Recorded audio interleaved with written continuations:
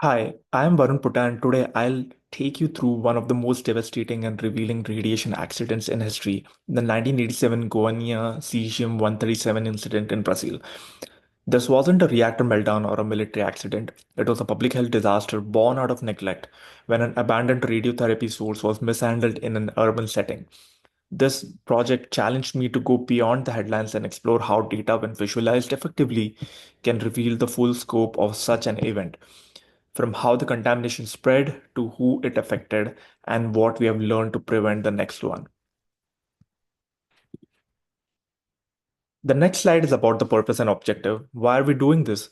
Because Goiânia accident is a case study in environmental exposure, waste management, and public health response and policy failure. My goal is to present five things: how radioactive cesium spread through a city, how the waste was classified and managed, what radiation exposure looked like at a population level, what medical consequences followed, and ultimately how this shaped safety reforms worldwide. In the next slide, we see the contents and the roadmaps. I'll walk you through this, and I've created a data-driven visual journey, a map to ground us geographically.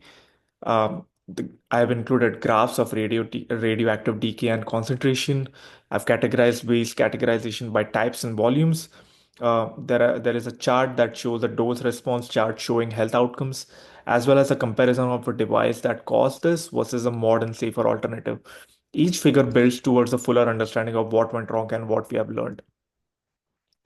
So as you can see, this map is a map of contaminated zones. In 1987, a radiotherapy device was left behind in an abandoned clinic. Scavengers dismantled it and unknowingly released cesium-137 powder, a glowing blue material they found beautiful, even magical. What followed was tragic. People touched it, carried it in buckets, shared it with friends and families.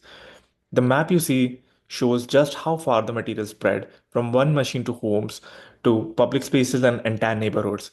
Over 249 properties were surveyed and 85 needed serious decontamination. This wasn't a lab accident, it was an urban health disaster. Now, this graph shows us how radiation exposure translated into clinical outcomes. A majority of individuals, 18 of them, received less than zero point 0.5 gray and was treated and were treated as outpatients. But as doses rose between 1 to 5 gray, more people required hospitalizations. Tragically, 3 people died out of this after receiving doses about 5 gray. What you can see here is a very real dose response curve, and it tells us how identifying, screening, and treating radiation victims early is absolutely critical. Once the cleanup began, authorities needed a way to safely handle thousands of decontaminated or contaminated items. That's why this table comes into picture. They developed five waste groups ranked by contamination level. Group 1 included soil, debris, household items, whereas Group 5 actually included fragments of cesium sources. This system helped determine which material could be stored near the surface and which needed secure long-term burial. So the next figure shows why that classification mattered.